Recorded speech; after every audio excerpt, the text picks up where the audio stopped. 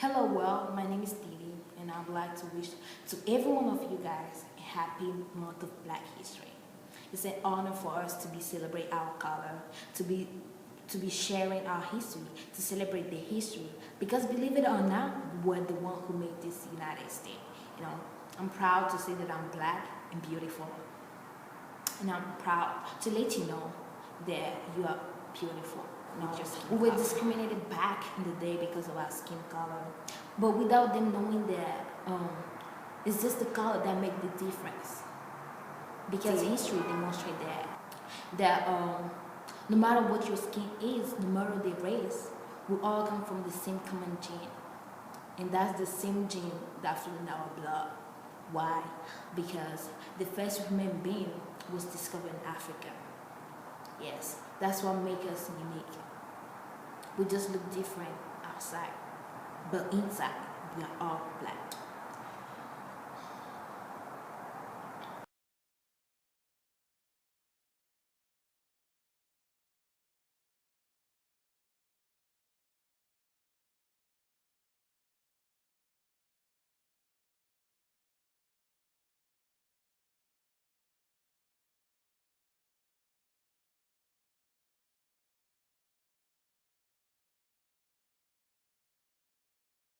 I would like to take this opportunity to shine the spotlight on some people who did make the work. For us to be able to be sitting in the bus today, for us to be able to be talking in public, for us to have our own right, for us to be on the TV, for us to be filmmaker, movie maker, and entertainer, for us to be playing games, for us to be who we are today, even for us to begin education. We same people or we're not same people. What I mean is with different type of race. It's just a privilege. It's an honor to be granted a whole month to celebrate this history.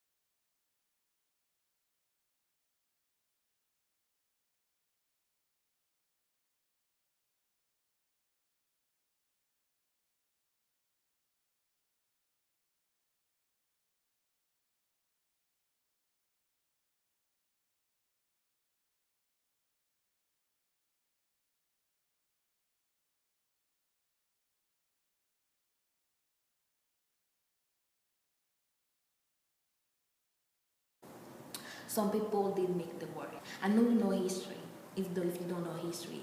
Even though if you know history, follow with me. Because I did make this research on my own, and I wanted to share, because I'm proud of those people. I can name them all. I can talk about them all, but some of them I just have to shine the spotlight on them because they did a great job. They are the one who made this a month for us to be celebrating this Black history.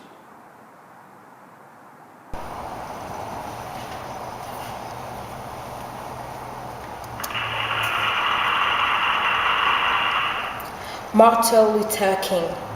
In 1957, he was elected president of the Southern Christian Leadership Conference, an organization formed to provide new leadership for the now burgeoning civil rights movement. King traveled over 6 million miles and spoke over 2,500 times, appearing wherever there were injustice, protests, and action. And meanwhile, he wrote 5 books, as well as numerous articles. He was awarded 5 honorary degrees, was named Man of the Year by Time magazine in 1963, and became not only the symbolic leader of American blacks, but also the world figure. At the age of 35, Martin Luther King Jr. was the youngest man to have received the Nobel Peace Prize award.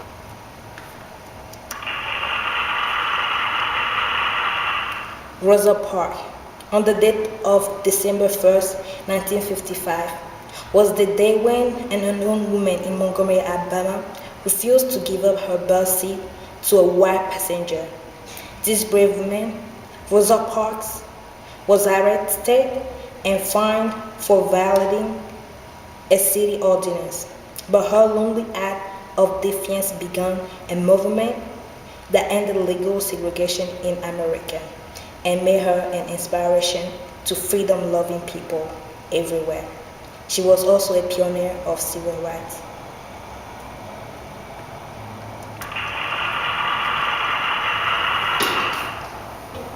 Booker T. Washington was an American educator, author, orator, and political leader. He was the dominant figure in the African American community in the United States from 1890 to 1915. He representative of the last generation of black leaders. Born in slavery, he spoke on behalf of blacks living in the South and strongly believed in African American education.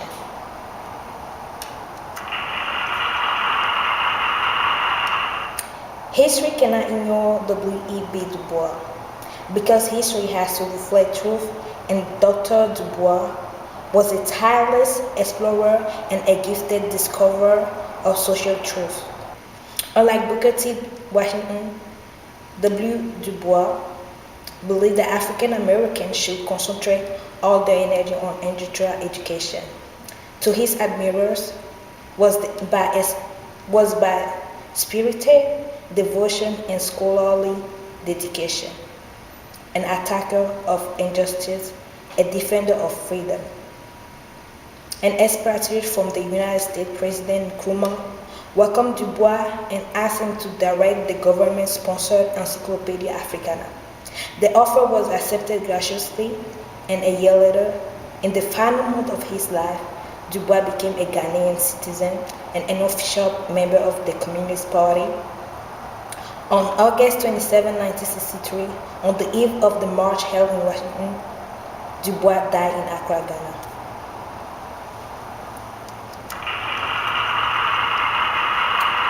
Elijah McCoy was born in Colchester, Ontario, Canada on May 2, 1844. The son of former slaves who had fled from Kentucky before the U.S. Civil War, his first invention was a lubricator for steam engine in the U.S.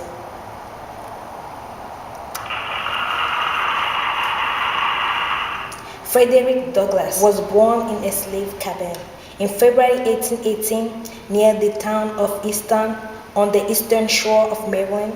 He was internationally recognized as an uncompromising abolitionist, indefatigable worker for justice and equal opportunity, and an unyielding defender of women's rights. He became a trusted advisor to Abraham Lincoln, United States Marshal for the District of Columbia, Recorder of Deeds for Washington, D.C., and Minister General to the Republic of Haiti. Mae Jemison was the first African woman in space. Guy Bluford, NASA astronaut, first African man American in space. Dr. Maya Angelou is one of the most renowned and influential voices of our time. Hailed as a global Renaissance woman, Dr. Angelou is a celebrated poet, memoirist, novelist, educator, dramatist, producer, actress, historian, filmmaker, and civil rights activist, also known as a woman of Renaissance.